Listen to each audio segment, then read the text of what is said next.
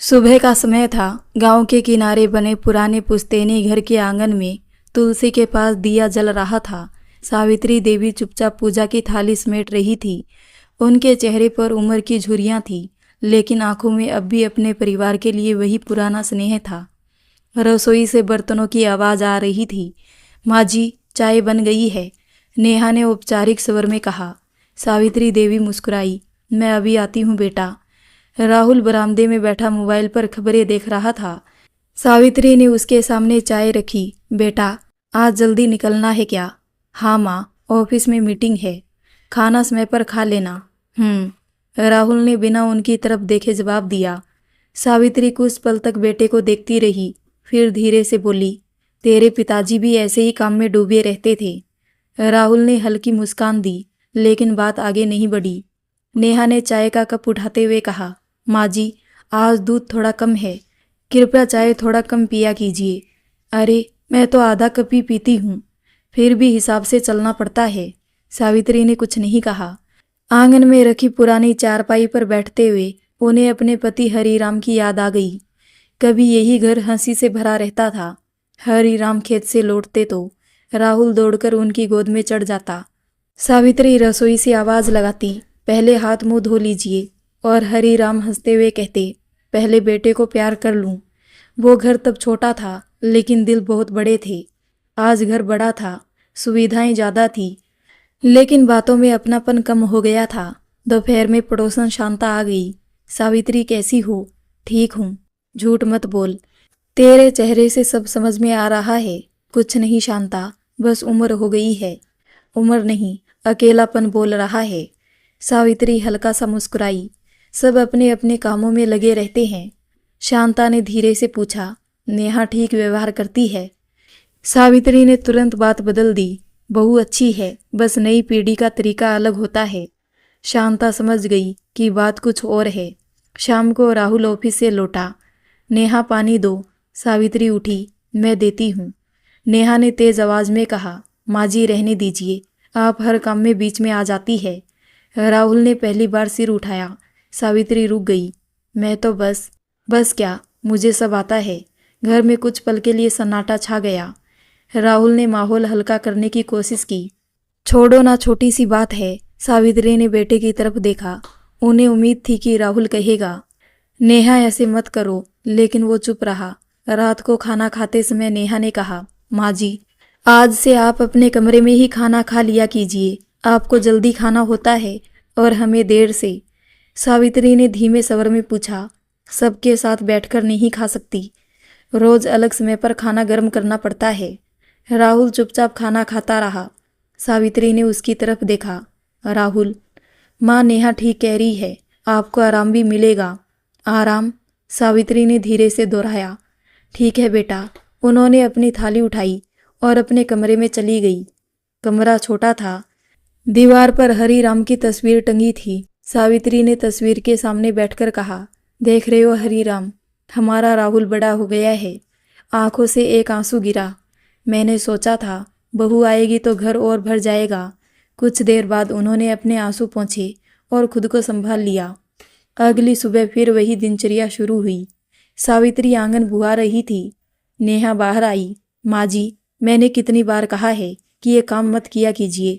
आंगन साफ देखकर अच्छा लगता है। लोग क्या सोचेंगे कि मैं आपसे काम करवाती हूँ। मैं अपने मन से कर रही हूँ, फिर भी मत किया कीजिए। सावित्री ने झाड़ू एक तरफ रख दी। उस दिन पहली बार उन्हें लगा कि अब इस घर में उनके होने या ना होने में बहुत कम फर्क रह गया है। शाम ढल रही थी। आंगन में हवा चल रही थी। सावित्री अपने कमरे में गई, दरवाज़ा बंद किया और पुरानी लकड़ी की अलमारी के सामने खड़ी हो गई। उन्होंने धीरे से अलमारी खोली। अंदर कुछ देर तक देखती रही, फिर बहुत सावधानी से उसे बंद किया और ताला लगा दिया।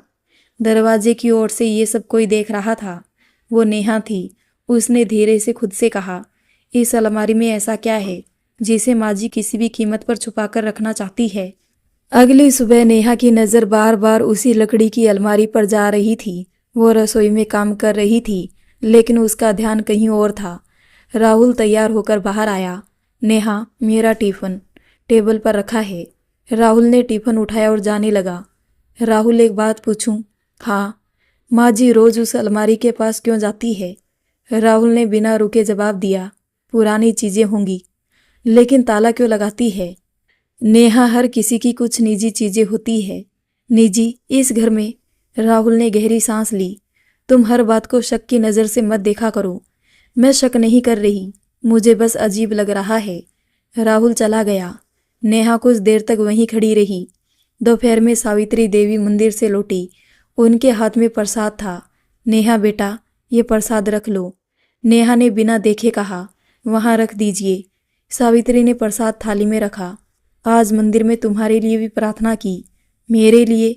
हाँ, भगवान तुम्हें हमेशा खुश रखे। नेहा ने पहली बार उनकी तरफ देखा। कुछ पल के लिए उसका चेहरा नरम पड़ा, लेकिन अगले ही पल उसकी नज़र फिर उस अलमारी पर चली गई।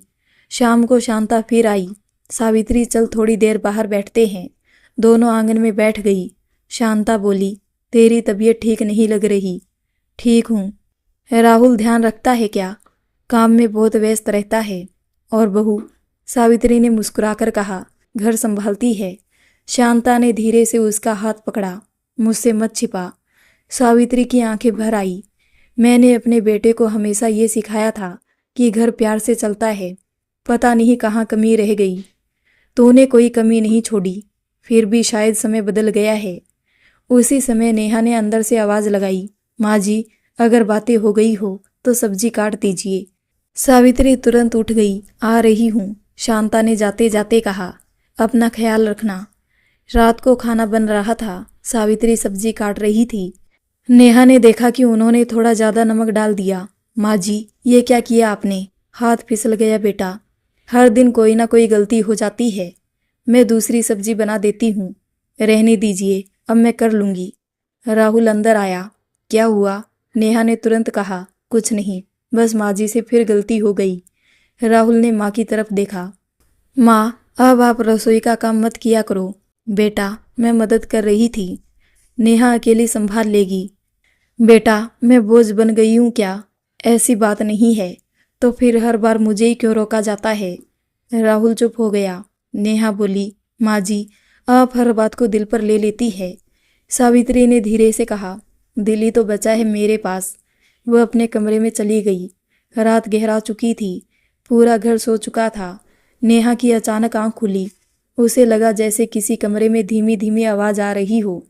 वो उठी और धीरे से बाहर आई। आवाज़ सावित्री के कमरे से आ रही थी। नेहा दरवाजे के पास जाकर ठिठक गई। अंदर सावित्री किसी से बात कर रही थी। मैंने सब संभाल लिया है, अभी उन्हें कुछ पता नहीं चलना चाहिए। समय आने पर सब समझ जाएंगे। नेहा का दिल जोर से धड़कने लगा। कमरे में और कोई दिखाई नहीं दे रहा था। कुछ देर बाद सावित्री चुप हो गई। नेहा धीरे से वापस अपने कमरे में आ गई। सुबह होते ही उसने राहुल को सारी बात बताई। राहुल, मैंने अपनी आंखों से देखा, माँ जी किसी से बात कर रही थी। किससे? पता नहीं। कमरे में कोई था? नहीं। राहुल हंस पड़ा। शायद पापा जी की तस्वीर से बात कर रही होगी। लेकिन उन्होंने कहा उन्हें कुछ पता नहीं चलना चाहिए। इसका क्या मतलब है? राहुल थोड़ा गंभीर हुआ। तुमने सच में सुना? हाँ, और अलमारी? वही बात मुझे सबसे ज़्यादा परेशान कर रही है। राहुल कुछ देर सोचता रहा। ठीक है, आज मैं ध्यान रखूंगा। और शाम को राहुल जानबूझकर जल्दी घर आया। सावित्री हमेशा की तरह अपने कमरे में गई। उन्होंने दरवाज़ा बंद किया, अलमारी खोली, अंदर कुछ देखा और फिर सावधानी से उसे बंद कर दिया। राहुल दरवाजे की ओर से ये सब देख रहा था। जब सावित्री कमरे से निकली, राहुल अंदर गया। उसने अलमारी का ताला खींचकर देखा। ताला मजबूत था। वो वापस बाहर आया। नेहा ने पूछा, क्या देखा? राहुल ने धीमे स्वर में कहा, मुझे नहीं पता अलमारी में क्या है, लेकिन अब मुझे भी लगने लगा है कि माँ हमसे कुछ छिपा रही है। अगली सुबह घर का माहौल सामान्य दिख रहा था, लेकिन राहुल और नेहा दोनों के मन में वही अलमारी घूम रही थी। सावित्री देवी हमेशा की तरह मंदिर गई और लौटकर सीधे अपने कमरे में चली गई। नेहा ने धीरे से राहुल से कहा, आज मौका अच्छा है। राहुल ने पूछा, क्या करने का सोच रही हो? नेहा बोली, जब माँ जी नहा रही होगी तब अलमारी देख लेते हैं। राहुल कुछ पल चुप रहा। अगर उन्हें पता चल गया तो क्या होगा? इस घर में जो भी है वो आखिर हमारा ही तो है। राहुल ने गहरी सांस ली लेकिन कुछ कहा नहीं। कुछ देर बाद सावित्री बाथरूम में गई। नेहा तेजी से उनके कमरे में पहुंची। उसने अलमारी का ताला खोलने की कोशिश की, चाबी नहीं थी। उसने बालों की पिन से ताला खोलने की कोशिश की लेकिन ताला टस से मस नहीं हुआ। तभी बाहर से बाथरूम का दरवाज़ा खुलने की आवाज़ आई। नेहा घबरा गई। वो तुरंत कमरे से बाहर निकल गई। सावित्री अंदर आई और एक पल के लिए दरवाजे के पास रुक गई। उन्हें लगा जैसे कमरे में कोई था। उन्होंने धीरे से अलमारी को छुआ और ताला जांच कर वापस बैठ गई। शाम को राहुल ऑफिस से लौटा तो नेहा ने पूरी बात बताई।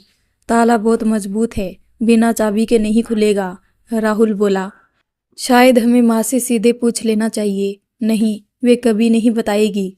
रात के खाने पर सावित्री ने राहुल से पूछा, बेटा आज ऑफिस कैसा रहा? ठीक था, थके हुए लग रहे हो, काम ज़्यादा था, नेहा बीच में बोली। काम तो सब करते हैं। सावित्री चुप हो गई। कुछ देर बाद उन्होंने धीरे से कहा, राहुल तेरे पिताजी की बरसी अगले हफ्ते है, मंदिर में पूजा रख लेते हैं। राहुल बोला, देखेंगे माँ।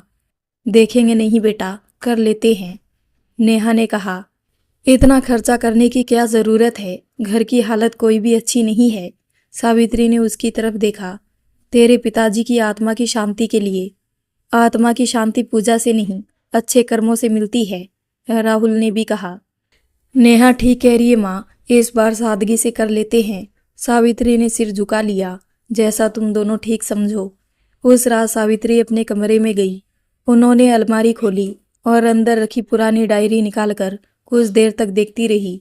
फिर धीरे से बोली, हरी राम, मैंने सब संभालने की कोशिश की लेकिन लगता है अब समय बदल गया है।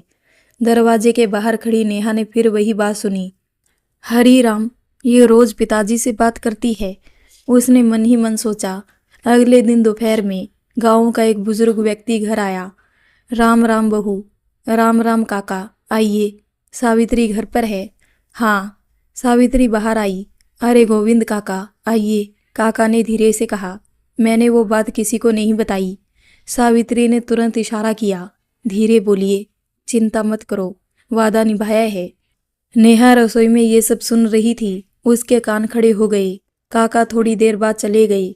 नेहा तुरंत राहुल के पास पहुंची। अब तो तुम्हें यकीन हो गया क्या? गोविंद काका भी आए थे। माँ जी उनसे कह रही थी कि किसी को मत बताइए। राहुल का चेहरा गंभीर हो गया। तुमने ठीक से सुना? हाँ। किसकी बात कर रहे थे? पता नहीं। राहुल कुछ देर तक सोचता रहा। ये सब अजीब होता जा रहा है। उसी समय सावित्री कमरे से बाहर आई।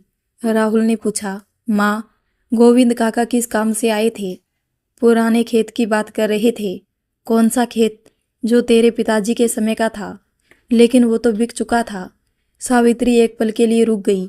हाँ वही। राहुल ने उसकी आंखों में देखा। उसे लगा माँ कुछ छिपा रही है। नेहा ने तुरंत कहा, माँ जी, आप हमसे कुछ कहना चाहती है?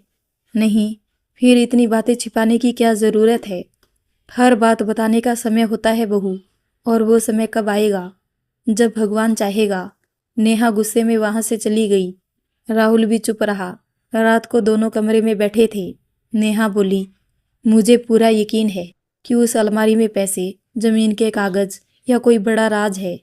राहुल ने धीमे स्वर में कहा, अगर सच में कुछ है तो माँ हमें क्यों नहीं बता रही?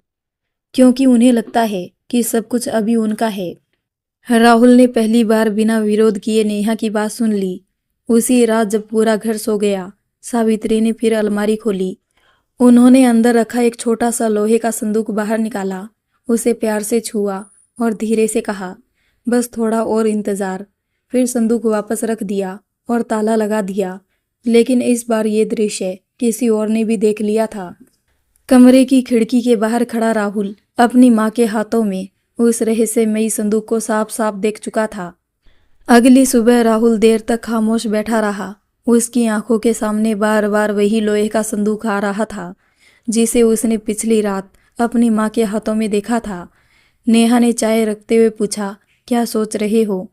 राहुल ने धीरे से कहा, मैंने सच में संदूक देखा था। नेहा तुरंत उसके पास बैठ गई। मैं कब से यही कह रही हूँ, माँ जी हमसे कुछ बड़ा छिपा रही है। लेकिन माँ ऐसा क्यों करेगी? क्योंकि उन्हें लगता है कि सब कुछ उन्हीं का है। राहुल ने कुछ नहीं कहा। उसके मन में पहली बार शक ने जगह बना ली थी। दोपहर में राहुल बैंक गया। उसने अपने पुराने खाते की जानकारी निकलवाई। लौटते समय उसके चेहरे पर चिंता साफ दिखाई दे रही थी। घर पहुंचते ही नेहा ने पूछा, क्या हुआ? राहुल ने कुर्सी पर बैठते हुए कहा, मेरे खाते में जितनी बचत थी उससे घर का लोन नहीं भर पाएगा। कितने पैसे चाहिए? करीब 5 लाख। नेहा कुछ पल चुप रही, फिर बोली, माँ जी के पास जरूर कुछ होगा। राहुल ने तुरंत कहा, पता नहीं। राहुल, अब भी तुम्हें समझ में नहीं आ रहा? अलमारी, संदूक, गोविंद काका सब एक ही तरफ इशारा कर रहे हैं। राहुल ने गहरी सांस ली। शाम को माँ से बात करता हूँ। शाम को सावित्री आंगन में तुलसी को पानी दे रही थी। राहुल उनके पास गया। माँ, एक बात करनी है। हाँ बेटा बोल। मुझे पैसों की ज़रूरत है। कितने? करीब 5 लाख। सावित्री कुछ देर चुप रही। इतने पैसे मेरे पास नहीं है। माँ सच बताइए। मैं सच्ची कह रही हूँ। फिर उस अलमारी में क्या है? सावित्री ने उसकी तरफ देखा। तूने अलमारी देखी? हाँ। बिना पूछे? माँ, मैं आपका बेटा हूँ। बेटे होने का मतलब ये नहीं कि विश्वास तोड़ दिया जाए। राहुल का स्वर कठोर हो गया। आप तो मान रही है कि वहाँ कुछ है। हाँ है। क्या? अभी नहीं बता सकती। क्यों? क्योंकि समय नहीं आया। राहुल ने झुंझलाकर कहा, हर बात में समय समय। आखिर कब आएगा वो समय? सावित्री ने शांत स्वर में कहा, जब तुम्हें समझ की जरूरत होगी। राहुल तमककर अंदर चला गया। रात को नेहा ने पूछा, क्या कहा माँ जी ने? कुछ नहीं, वही पुरानी बात। देखा, मतलब कुछ है। मुझे समझ नहीं आ रहा। समझने की जरूरत नहीं, सच सामने लाने की जरूरत है। अगले दिन नेहा ने घर का हिसाब किताब दिखाते हुए कहा, राशन, बिजली, लोन सब बढ़ता जा रहा है। अगर अभी माँ जी ने पैसे छिपा कर रखे हैं तो ये हमारे साथ अन्याय है। राहुल धीरे धीरे उसकी बातों से प्रभावित होने लगा। उसी शाम उसने फिर माँ से बात की। माँ, अगर आपके पास कुछ है तो दे दीजिए, ये घर बच जाएगा। सावित्री ने उसकी आंखों में देखते हुए कहा, यह घर किसी पैसे से नहीं, रिश्तों से बचेगा। मुझे पहेलियां मत सुनाइए। मैं पहेली नहीं, सच कह रही हूँ। तो सच बता दीजिए। नहीं, राहुल ने गुस्से में कहा। आप आखिर हमसे छुपा क्या रही है? सावित्री ने बस इतना कहा, जिस दिन ये राज खुलेगा उस दिन तुम्हारी आंखें खुल जाएगी। नेहा दरवाजे के पीछे खड़ी सब सुन रही थी। वो बाहर आई। माँ जी, अगर आपने पैसे छिपा कर रखे हैं और हमारा घर संकट में है तो ये पाप है। सावित्री ने पहली बार थोड़ी कठोर आवाज में कहा। नेहा, शब्द सोचकर बोलो। मैं सच बोल रही हूँ। सच हमेशा आंखों से नहीं, नीयत से दिखाई देता है। आपकी नीयत पर ही तो शक हो रहा है। सावित्री ने धीरे से कहा, जिस दिन विश्वास मर जाता है उस दिन घर भी मर जाता है। राहुल ने बीच में कहा, बस माँ, अब बहुत हो गया। कमरे में भारी सन्नाटा छा गया। सावित्री ने बेटे की तरफ देखा। तो मुझ पर विश्वास नहीं करता? राहुल ने नजरें फेर ली। मुझे जवाब चाहिए। जवाब मिलेगा। कब? जब समय आएगा। राहुल ने गुस्से में मेज पर रखा गिलास पटक दिया। मुझे समय नहीं चाहिए, सच चाहिए। सावित्री चुप रही। राहुल वहां से चला गया। उस रात पहली बार सावित्री ने खाना नहीं खाया। उन्होंने हरी राम की तस्वीर के सामने बैठकर कहा, शायद अब वो दिन दूर नहीं है। बाहर बरामदे में खड़ा राहुल अपनी माँ की धीमी आवाज़ सुन रहा था, लेकिन इस बार उसके मन में करुणा नहीं, बल्कि ये विश्वास गहरा हो चुका था कि उसकी माँ उससे कोई बहुत बड़ा सच छुपा रही है। अगली सुबह घर का वातावरण पहले से भी अधिक भारी था। सावित्री देवी हमेशा की तरह सबसे पहले उठी। आंगन बुहारा, तुलसी में पानी डाला और मंदिर में दीपक जलाया। उन्होंने रसोई में जाकर चुपचाप चाय चढ़ा दी। तभी नेहा अंदर आई और बिना उनकी तरफ देखे बोली, माँ जी, मैंने कहा था ना कि रसोई में मत आया कीजिए। सावित्री ने धीरे से जवाब दिया, बस चाय रख रही थी। अब रहने दीजिए, मैं कर लूंगी। सावित्री चुपचाप बाहर आ गई। राहुल बरामदे में बैठा था। उसने माँ की तरफ देखा, लेकिन कुछ नहीं कहा। दोपहर तक राहुल बैंक और कर्ज देने वाले लोगों के फोन में उलझा रहा। शाम को वो बेहद तनाव में घर लौटा। उसने आते ही बैग सोफे पर फेंका और कुर्सी पर बैठ गया। नेहा ने पानी देते हुए पूछा, क्या हुआ? राहुल ने थके हुए स्वर में कहा, अगर 1 हफ्ते में पैसे नहीं जमा हुए तो बैंक नोटिस भेज देगा। नेहा ने तुरंत कहा, अब भी एक ही हफ्ता बचा है। राहुल ने उसकी तरफ देखा। माँ जी से साफ साफ बात करो। अगर उनके पास कुछ नहीं है तो अलमारी खोलकर दिखा दे। राहुल कुछ पल चुप रहा, फिर धीरे से बोला, आज फैसला कर लेते हैं। सावित्री अपने कमरे में बैठकर हरी राम की पुरानी डायरी देख रही थी। तभी राहुल और नेहा अंदर आए।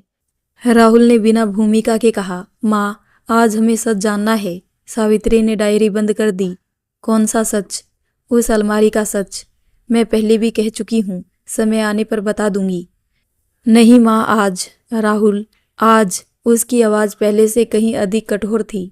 नेहा भी बोली, माँ जी, अब हम और अंधेरे में नहीं रह सकते। सावित्री ने शांत स्वर में कहा, अंधेरा बाहर नहीं, मन में है बहू। मतलब जिस दिन मन साफ होगा सब साफ दिखाई देगा। राहुल गुस्से में बोला, बस कीजिए माँ, हर बात को पहेली बनाना बंद कीजिए। सावित्री ने बेटे की तरफ देखा, तो इतना बदल कैसे गया? मैं नहीं बदला, हालात बदल गए हैं। हालात इंसान की पहचान बताते हैं। और आपकी पहचान? मैं वही हूँ जिसने तुझे चलना सिखाया। लेकिन आज आप हमसे कुछ छिपा रही है। हर छिपी हुई चीज़ बुरी नहीं होती बेटा। अगर अच्छी होती तो बता देती। सावित्री ने गहरी सांस ली। अभी नहीं बता सकती। राहुल का धैर्य टूट गया। तो ठीक है, अगर इस घर में हमें अपने ही घर की अलमारी खोलने का अधिकार नहीं है तो फिर। वो रुक गया। नेहा ने उसकी तरफ देखा। कहो राहुल। राहुल ने दांत भींचकर कहा, तो फिर ये घर आप छोड़ दीजिए। कमरे में जैसे समय थम गया। सावित्री कुछ पल तक बेटे को देखती रही। उनकी आंखों में आंसू नहीं थे, सिर्फ अविश्वास था। उन्होंने बहुत धीरे से पूछा, तू चाहता है कि मैं इस घर से चली जाऊं? राहुल ने नजरें फेर ली। हाँ, अगर आप हम पर भरोसा नहीं करती। सावित्री ने कांपते हुए स्वर में कहा, यह घर मैंने और तेरे पिताजी ने मिलकर बनाया था। अब हम संभाल लेंगे। और मैं, आप जहां ठीक समझे। नेहा चुप खड़ी रही, लेकिन उसने राहुल को रोका नहीं। सावित्री धीरे धीरे उठी।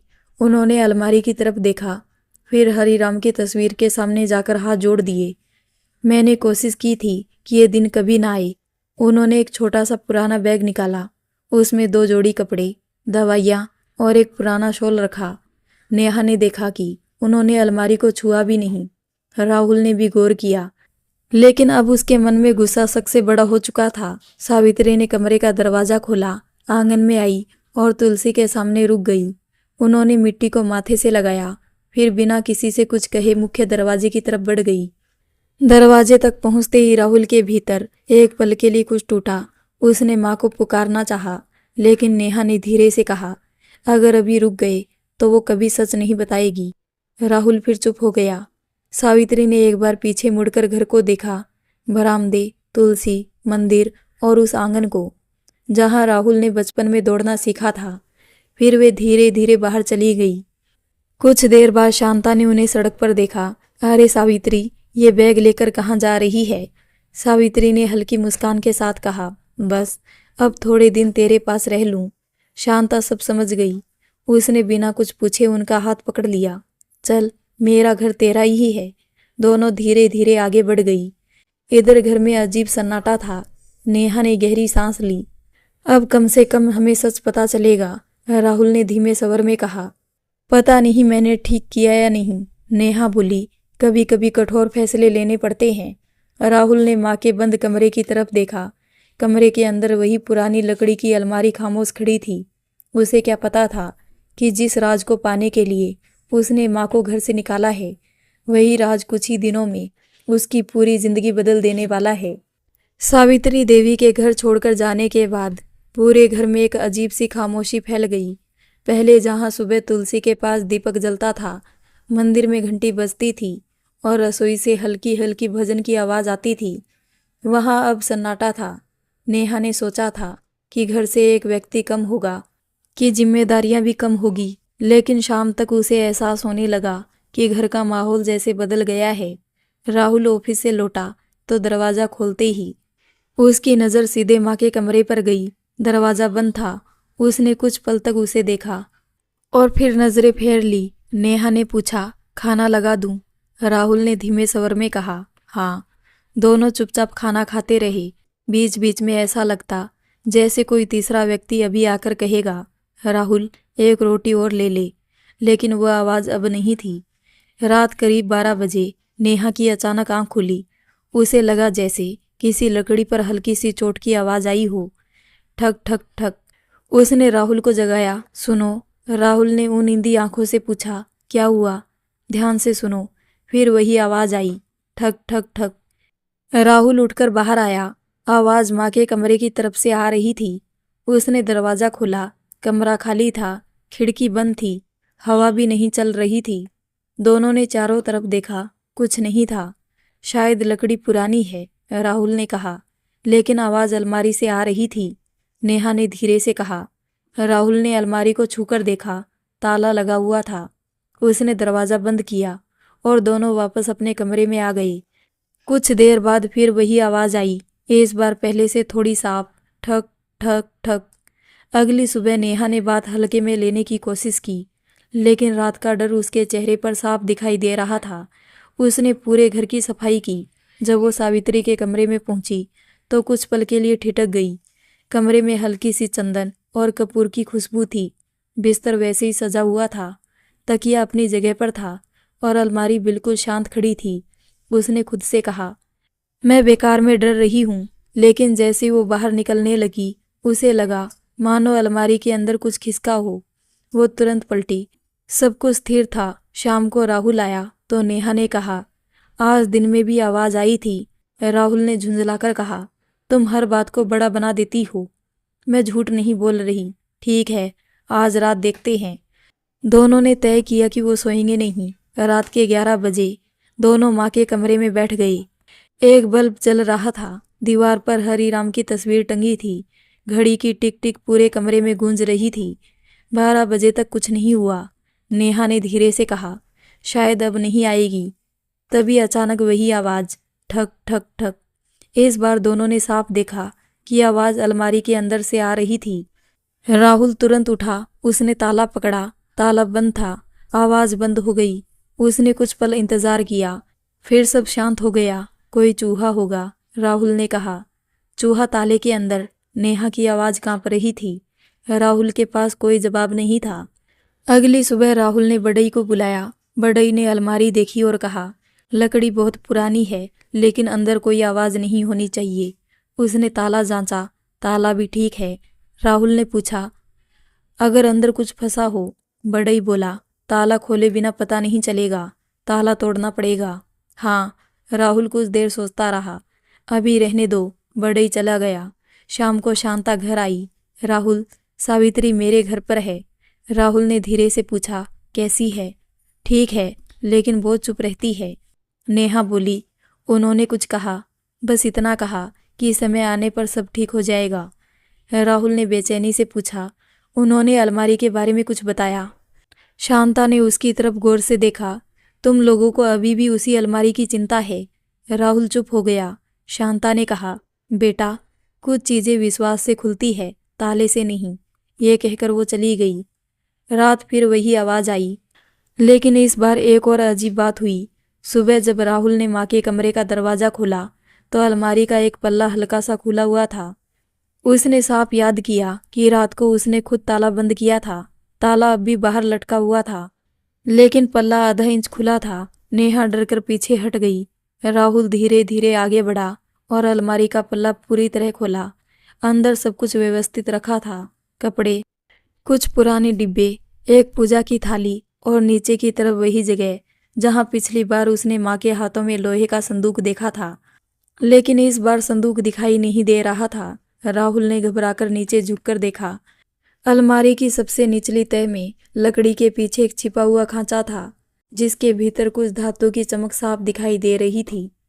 राहुल कुछ पल तक उस चमकती हुई चीज को देखता रहा। उसने हाथ अंदर डालने की कोशिश की, लेकिन लकड़ी का खांचा बहुत संकरा था। नेहा घबराई हुई आवाज में बोली, क्या है वहाँ? राहुल ने धीरे से कहा, कुछ धातु जैसा लग रहा है, शायद वही संदूक। उसने पूरी ताकत लगाकर लकड़ी की पट्टी को खींचा। पट्टी हल्की सी हिली, लेकिन निकली नहीं। राहुल पेचकस लाया और सावधानी से उसे उखाड़ना शुरू किया। कुछ ही मिनटों में लकड़ी का वो छिपा हुआ हिस्सा अलग हो गया। उसके पीछे एक छोटा सा लोहे का संदूक रखा था, वही संदूक जिसे राहुल ने उस रात अपनी माँ के हाथों में देखा था। नेहा की सांसें तेज हो गईं। यही है, खोलो इसे। राहुल ने संदूक बाहर निकाला और उस पर धूल जमी हुई थी और ऊपर पीतल की एक छोटी सी पट्टी लगी थी, जिस पर साफ अक्षरों में लिखा था, जब विश्वास टूट जाए तभी इसे खोलना। दोनों कुछ पल तक उस वाक्य को देखते रहे। नेहा बोली, ये हमारे लिए ही लिखा है। राहुल ने संदूक का कुंडा खोला। ताला नहीं था, जैसे किसी ने जानबूझकर उसे बिना ताले के रखा हो। संदूक खुलते ही अंदर से कपूर और चंदन की हल्की खुशबू आई। सबसे ऊपर एक सफेद लिफाफा रखा था। उसके नीचे एक पुरानी डायरी, कुछ तस्वीरें और एक छोटी सी पीतल की चाबी रखी थी। लिफाफे पर लिखा था, मेरे बेटे राहुल और बहू नेहा के लिए। राहुल के हाथ कांपने लगे। उसने धीरे से लिफाफा खोला और पत्र पढ़ना शुरू किया। अगर तुम ये पत्र पढ़ रहे हो तो इसका मतलब है कि हमारे बीच विश्वास टूट चुका है। इस संदूक में ना सोना है, ना पैसे और ना कोई छिपा हुआ खजाना। इसमें वो सच है जिसे मैं तब तक छिपाना चाहती थी जब तक तुम दोनों रिश्तों की कीमत समझने लायक ना हो जाओ। राहुल की आंखें फैल गई। वो आगे पढ़ने लगा। राहुल, जब तू 5 साल का था तब तेरे दिल का इलाज कराने के लिए मैंने अपने सारे गहने बेच दिए थे। तेरे पिताजी ने खेत गिरवी रख दिया था। डॉक्टर ने कहा था कि इलाज में देर हुई तो बेटा बच नहीं पाएगा। उस दिन मैंने भगवान से वचन लिया था कि जब तक मेरा बेटा अपने पैरों पर खड़ा नहीं हो जाता, मैं उससे कभी अपने त्याग का हिसाब नहीं मांगूंगी। राहुल के हाथ कांपने लगे। नेहा की आंखों से आंसू बहने लगे। पत्र में आगे लिखा था, तेरी इंजीनियरिंग की फीस भरने के लिए मैंने अपने मायके की आखिरी निशानी बेच दी। तेरी शादी में जो आभूषण मैंने पहने थे वो असली नहीं थे। असली गहने तो कई साल पहले ही बिक चुके थे। मैंने कभी तुझे ये सब नहीं बताया क्योंकि माँ अपने बच्चों पर किए गए उपकार नहीं गिनाती। राहुल वहीं जमीन पर बैठ गया। उसकी आंखों से आंसू लगातार बह रहे थे। नेहा ने कांपती आवाज में पूछा, आगे पढ़ो। राहुल ने पत्र का अगला हिस्सा पढ़ा। तू जिस घर को आज अपना कहता है, उसकी एक एक ईंट में तेरे पिता की मेहनत और मेरी रातों की नींद लगी है। मैंने कभी अपने लिए कुछ नहीं बचाया, सिर्फ एक चीज बचा कर रखी, ये संदूक। इसमें तुम्हारे पिताजी की आखिरी यादें और वो सच्चाई है जिसे मैं तब तक नहीं खोलना चाहती थी जब तक तुम दोनों रिश्तों से ज्यादा चीजों पर भरोसा करने ना लगो। पत्र के आखिरी शब्द पढ़ते ही राहुल फूट फूट कर रो पड़ा। अगर किसी दिन तुम्हें लगे कि तुम्हारी माँ तुमसे कुछ छुपा रही है तो पहले ये सोच लेना कि उसने पूरी जिंदगी तुम्हारे लिए क्या क्या छिपा कर रखा था। अपना दर्द, अपनी भूख, अपनी थकान और अपने सपने। कमरे में गहरा सन्नाटा छा गया। नेहा ने कांपते हाथों से डायरी उठाई और पहला पन्ना खोला। आज राहुल ने पहली बार मुझे माँ कहा। दूसरा पन्ना, आज राहुल स्कूल में गिर गया, पूरी रात उसके पास बैठी रही। तीसरा पन्ना, आज डॉक्टर ने कहा कि इलाज महंगा है, मैंने अपने गहने निकाल लिए हैं। हर पन्ने पर राहुल का बचपन था, उसकी बीमारी, उसकी पढ़ाई, उसकी छोटी छोटी खुशियाँ और सावित्री की अनगिनत कुर्बानियाँ। आखिरी पन्ने पर लिखा था, अगर कभी मेरा बेटा मुझे समझ ना पाए तो उसे दोष मत देना। शायद मैंने उसे इतना प्यार दिया कि वो मेरी तकलीफ समझना भूल गया। नेहा डायरी सीने से लगाकर रोने लगी। मैंने माँ जी को लालची समझा, मैंने उन पर शक किया। राहुल ने सिर पकड़ लिया। मैंने उन्हें घर से निकाल दिया, मैंने अपनी ही माँ को घर से निकाल दिया। उसी समय संदूक में रखी वो छोटी पीतल की चाबी राहुल के हाथ से टकराई। उसके नीचे एक छोटी सी पर्ची रखी थी। राहुल ने उसे उठाया। उस पर लिखा था, इस चाबी से आंगन वाले पुराने कमरे का ताला खुलेगा, वहां तुम्हारे पिताजी की आखिरी अमानत रखी है। राहुल और नेहा ने एक दूसरे की तरफ देखा। दोनों की सांसें तेज थी। उन्हें पहली बार एहसास हुआ कि उन्होंने जिस राज को धन का खजाना समझा था वो दरअसल उनकी अपनी इंसानियत का आईना था। राहुल ने कांपते हाथों से वो पीतल की चाबी उठाई। उसकी उंगलियां बार बार फिसल रही थी। नेहा की आंखें लगातार भीगी हुई थी। दोनों कुछ पल तक बिना बोले बैठे रहे। कमरे में सिर्फ दीवार पर टंगी घड़ी की टिक टिक सुनाई दे रही थी। राहुल ने धीमे स्वर में कहा, चलो। नेहा ने सिर हिलाया। दोनों आंगन की तरफ बढ़े। पुराने स्टोर वाले कमरे का दरवाजा बरसों से बंद था। उस पर जंग लगा ताला लटक रहा था। राहुल ने चाबी ताले में डाली। ताला एक ही कोशिश में खुल गया। दरवाजा खुलते ही अंदर मिट्टी, चंदन और पुराने कागजों की मिली जुली खुशबू आई। कमरे में धूल जमी हुई थी, लेकिन हर चीज करीने से रखी हुई थी। दीवार पर हरीराम की बड़ी तस्वीर टंगी थी। दीवार के नीचे एक लकड़ी की मेज थी, जिस पर कुछ फाइलें, एक रजिस्टर और लाल कपड़े में लिपटा हुआ एक बंडल रखा था। राहुल धीरे धीरे आगे बढ़ा। उसने सबसे पहले तस्वीर के सामने हाथ जोड़ दिए। उसकी आंखों से आंसू रुक ही नहीं रहे थे। पिताजी, मैंने माँ के साथ बहुत गलत किया। उसकी आवाज़ भरा गई। नेहा ने लाल कपड़े का बंडल खोला। उसके अंदर एक फाइल थी। उस पर लिखा था संपत्ति संबंधी दस्तावेज। राहुल ने फाइल खोली। पहला कागज पढ़ते ही वो जैसे पत्थर का हो गया। घर की रजिस्ट्री कई साल पहले उसके नाम हो चुकी थी। दूसरे कागज में बैंक का रिकॉर्ड था। तीसरे में खेत बेचने का दस्तावेज। हर दस्तावेज के साथ एक छोटी सी चिट लगी थी, जिसे सावित्री ने अपने हाथों से लिखा था। ये खेत राहुल की पढ़ाई के लिए बेचा। ये जमा पूंजी राहुल की शादी के लिए निकाली।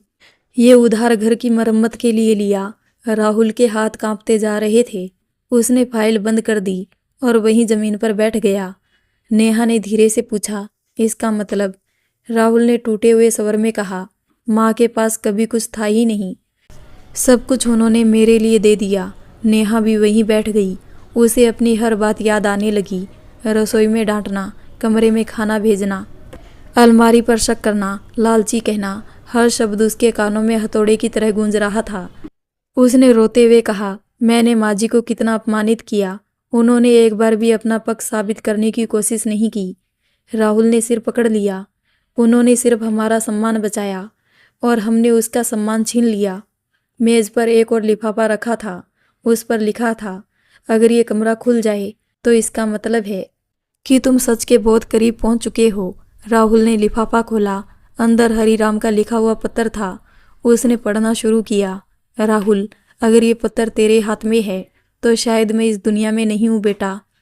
संपत्ति से बड़ा धन माँ का आशीर्वाद होता है। मैंने अपनी पूरी जिंदगी में एक बात सीखी है, जिस घर में माँ की आंखों में आंसू आते हैं, उस घर की दीवारें भी एक दिन रोती है।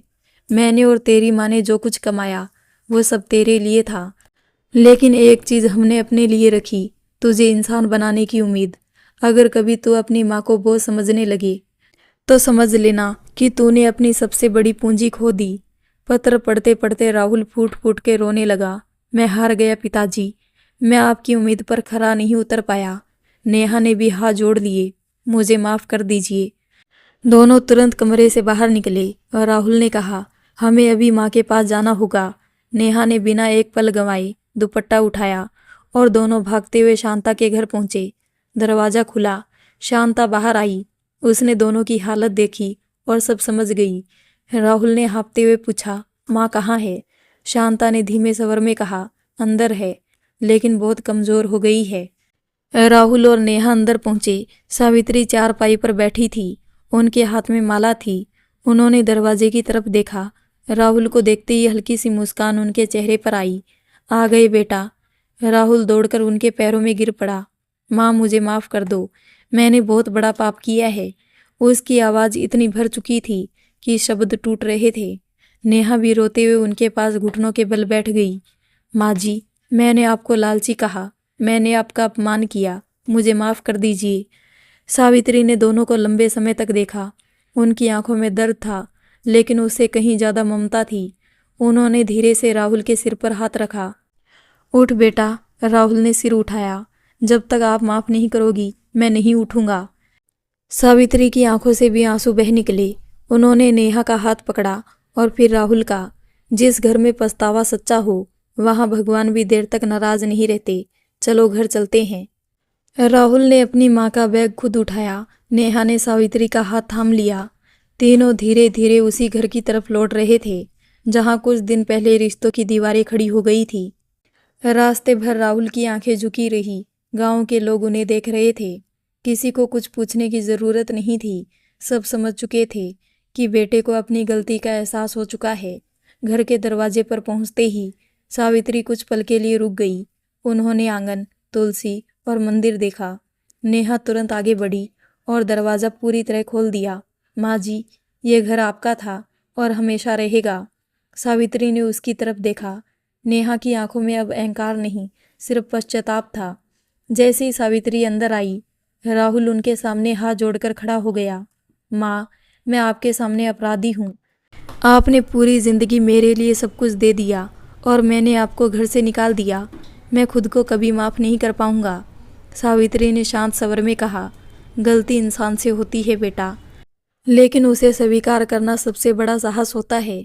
राहुल ने कहा, मैं वादा करता हूँ, आज के बाद आपकी इच्छा के बिना इस घर में कोई फैसला नहीं होगा। नेहा भी बोली, माँ जी, मैंने आपको कभी समझने की कोशिश नहीं की। मैं सिर्फ अलमारी, संदूक और कागजों को देखती रही, लेकिन आपके त्याग को नहीं देख पाई। अगर हो सके तो मुझे अपनी बेटी मानकर एक मौका और दे दीजिए। सावित्री ने दोनों के सिर पर हाथ रखा। रिश्ते टूटते नहीं, बस कभी कभी धूल से ढक जाते हैं। प्यार से वो धूल हट जाती है। उस दिन पहली बार तीनों ने एक साथ बैठकर खाना खाया। नेहा ने अपने हाथों से सावित्री को रोटी परोसी। माँ जी, गरम रोटी लीजिए। सावित्री ने मुस्कुराकर कहा, बहुत दिनों बाद किसी ने मुझे इस तरह खिलाया है। राहुल ने कहा, माँ, आज से सुबह की चाय हम साथ पिएंगे। सावित्री ने हल्की हंसी के साथ कहा, ठीक है, लेकिन चाय मैं ही बनाऊंगी। नेहा तुरंत बोली, नहीं, अब चाय मैं बनाऊंगी और आप मुझे बताएंगी कि आपकी जैसी खुशबू उसमें कैसी आती है। तीनों की आंखें नम थी, लेकिन इस बार उन आंसुओं में सुकून था। अगले दिन हरिराम की बरसी थी। इस बार घर में पूजा पूरे सम्मान के साथ रखी गई। गांव के लोग आए। राहुल ने सबके सामने कहा, मैंने अपनी माँ को समझने में बहुत देर कर दी। जिस माँ ने मुझे चलना सिखाया, उसी को मैंने अकेला छोड़ दिया। मैं चाहता हूँ कि आज के बाद कोई भी बेटा अपनी माँ को बोझ ना समझे। नेहा ने भी हाथ जोड़कर कहा, मैंने अपनी सास में सिर्फ एक बुजुर्ग औरत देखी, माँ नहीं देखी। जिस दिन मैंने उनकी डायरी पढ़ी, मुझे समझ आया कि एक माँ अपने बच्चे के लिए कितनी बार खुद को मिटाती है। शांता ने मुस्कुराते हुए कहा, आज हरिराम जहाँ भी होंगे बहुत खुश होंगे। सावित्री ने तुलसी के पास दीपक जलाया। हरिराम देखो, हमारा घर फिर से बन गया। हवा का एक हल्का झोंका आया और दीपक की लो और उजली हो गई। कुछ महीनों बाद घर का माहौल पूरी तरह बदल चुका था। सुबह सावित्री और नेहा साथ मिलकर पूजा करती। रसोई में दोनों हंसते हुए काम करती। राहुल शाम को लौटकर सबसे पहले माँ के कमरे में जाता। माँ, आज चाय साथ में पिए। सावित्री मुस्कुराकर कहती, चल बैठ। एक दिन नेहा ने अलमारी का ताला हाथ में लिया और सावित्री से कहा, माँ जी, अब ये अलमारी आपके भरोसे की निशानी है। मैं इसे कभी बिना पूछे नहीं खोलूंगी। सावित्री ने ताला उसके हाथ में रख दिया। अब इसकी ज़रूरत नहीं रही। जब घर में विश्वास लौट आता है, तब ताले अपने आप बेकार हो जाते हैं। नेहा की आंखें भर आई। राहुल ने संदूक को मंदिर के पास एक साफ जगह पर रख दिया। उसने कहा, यह संदूक हमारे घर का खजाना नहीं, हमारी सबसे बड़ी सीख है। सावित्री ने सिर हिलाया। हाँ बेटा, इसमें धन नहीं था, लेकिन इसने हमारे रिश्ते बचा लिए। शाम को तीनों आंगन में बैठे थे। तुलसी के पास दीपक जल रहा था। राहुल ने माँ का हाथ अपने हाथों में लिया। माँ, अगर उस दिन आपने हमें माफ़ ना किया होता तो। सावित्री ने कहा, माँ का दिल अदालत नहीं होता बेटा, वो घर होता है। बच्चे चाहे कितनी दूर चले जाए, उनके लौटने की जगह हमेशा वही रहती है। नेहा ने धीरे से कहा, आज समझ में आया कि सास और बहू का रिश्ता जीतने का नहीं, निभाने का होता है। सावित्री ने दोनों की तरफ देखा और बोली, याद रखना, बूढ़े माता पिता बोझ नहीं होते। उन्होंने अपनी पूरी उम्र अपने बच्चों के लिए जी होती है। संपत्ति, पैसा और घर सब बाद में आते हैं। सबसे पहले सम्मान आता है। जिस घर में बड़ों का आदर होता है, वहाँ सुख, शांति और बरकत अपने आप चली आती है। तीनों ने मिलकर मंदिर में दीपक जलाया। आंगन में फिर वही उजाला फैल गया जो कभी इस घर की पहचान हुआ करता था। और उस दिन के बाद उस घर की सबसे कीमती चीज़ ना अलमारी रही, ना संदूक और ना ही कोई कागज। सबसे कीमती चीज़ बन गया विश्वास, जिसने टूटकर भी पूरे परिवार को फिर से जोड़ दिया। यही उस रहस्य का सबसे बड़ा सच था, जिसने एक बहू को घुटनों पर ला दिया और एक बेटे को फिर से माँ की गोद तक पहुँचा दिया। तो दोस्तों, आपको ये कहानी कैसी लगी? अगर अच्छी लगी हो तो वीडियो को लाइक कर दें और हाइप भी करना ना भूलें। मिलते हैं एक और नई कहानी के साथ। तब तक के लिए धन्यवाद।